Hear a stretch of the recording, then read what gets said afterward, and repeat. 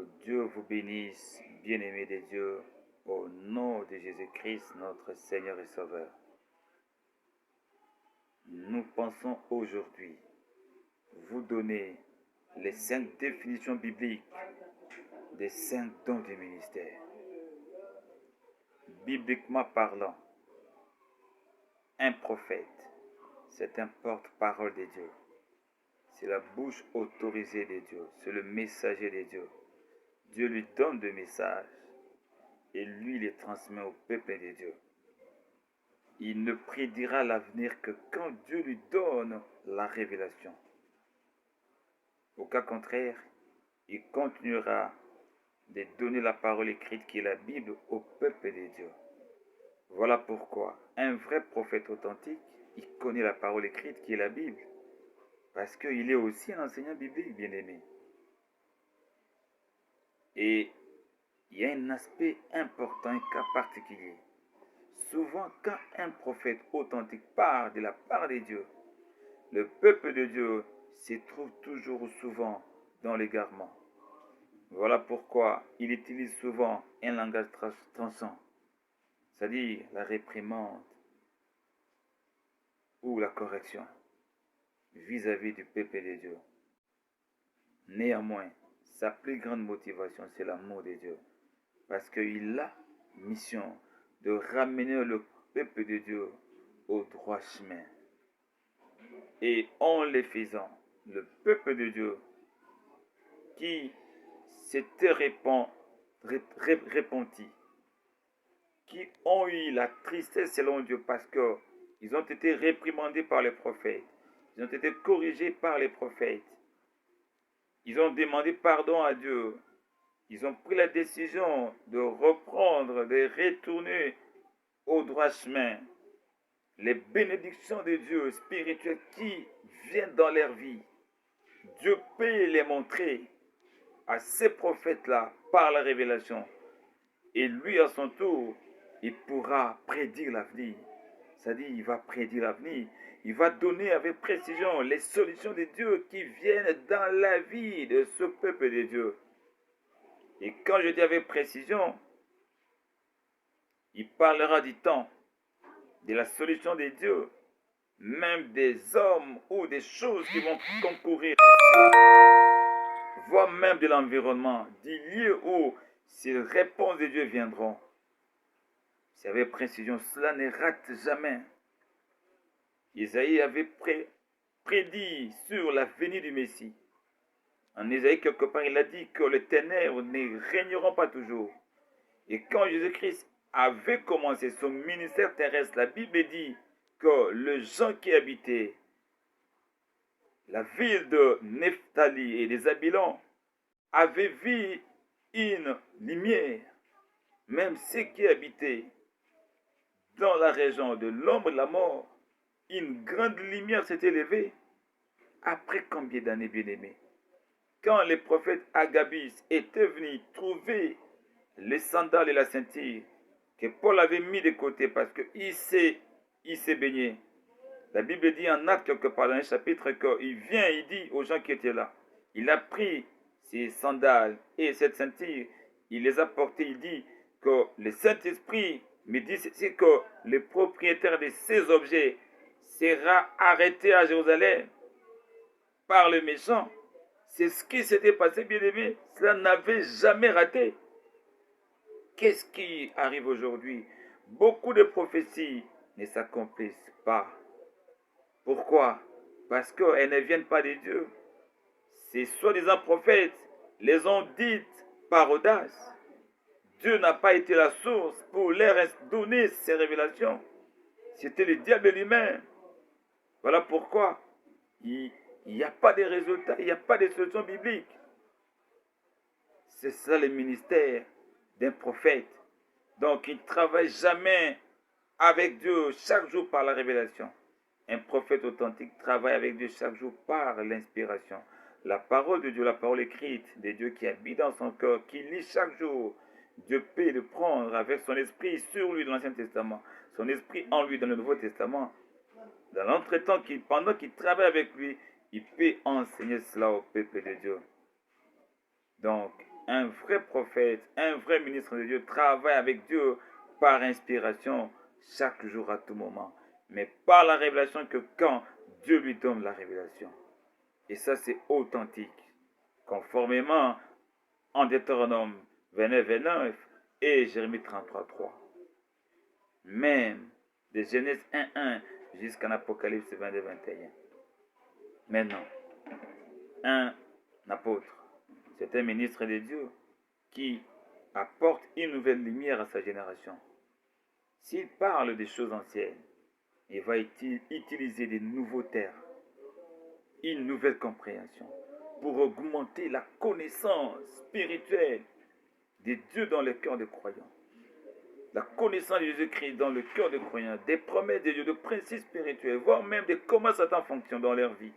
Et souvent, le ministère d'un apôtre fonctionne en opposition directe avec les ténèbres que le diable avait amené avant dans les cœurs des croyants, dans les vies de ces gens, dans ces milieux-là, dans cet environnement-là.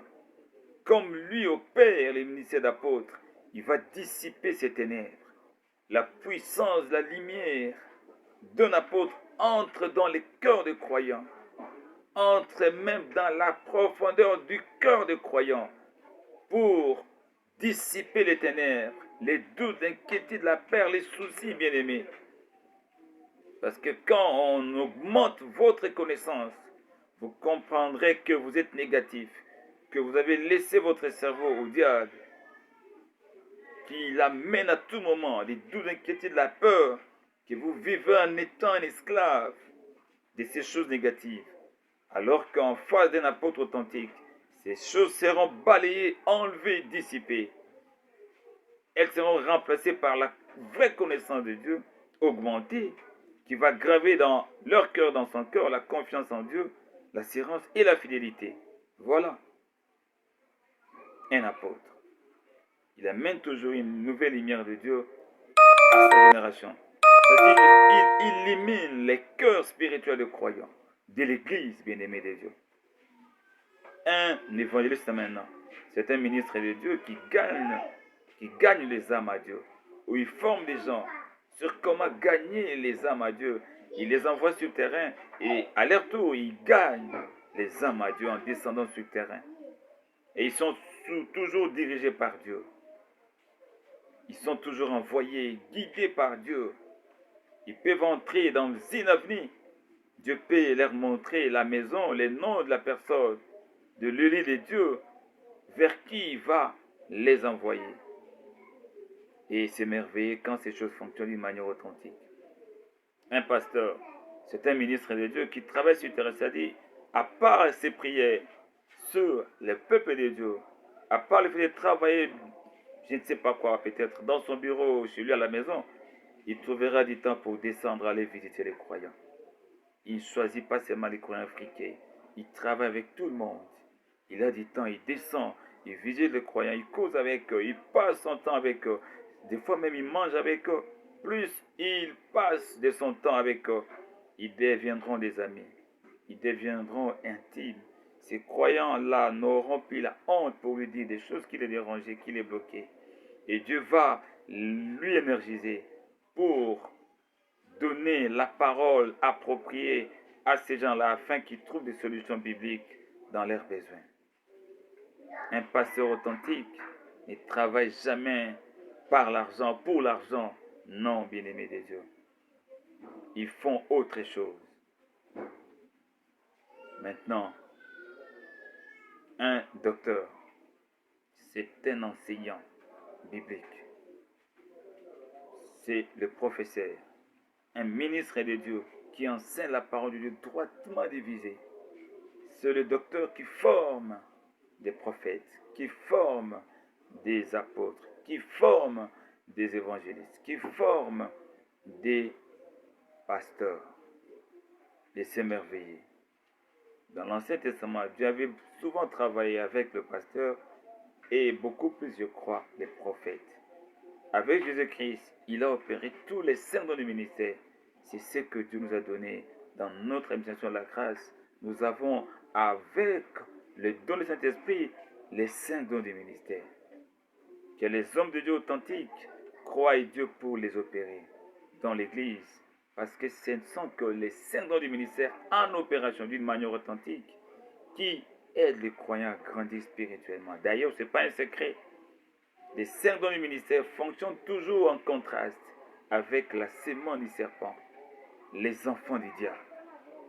Depuis Genèse au chapitre 3 jusqu'en Apocalypse, ce sont le ministre de Dieu qui s'oppose aux enfants du diable.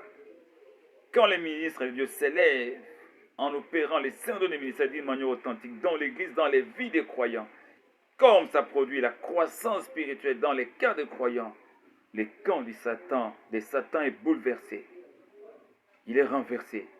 La sémence du serpent aura de sérieux problèmes pour fonctionner.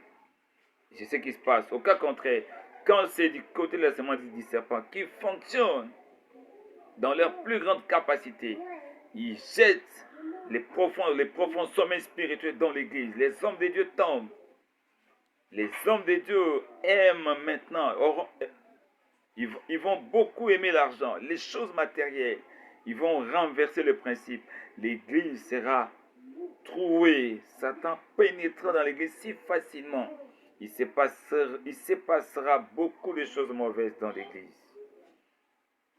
Si vous avez des yeux spirituels pour voir ce que je suis en train de vous dire ici, vous pouvez les vérifier ou les voir dans les églises où vous priez, bien-aimés, sans sentiment. Avec ces puissants détails de la parole de Dieu, vous êtes qualifiés de comprendre qui est en face de vous. Quand vous serez en face d'un vrai ministre de Dieu, vous le saurez.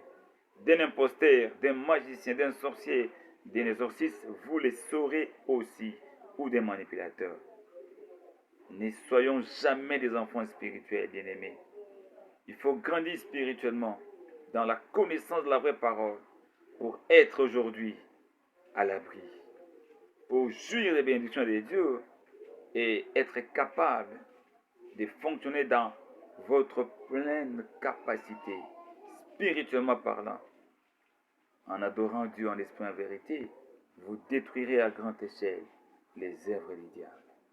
Merci. Que Dieu vous bénisse. Au prochain numéro.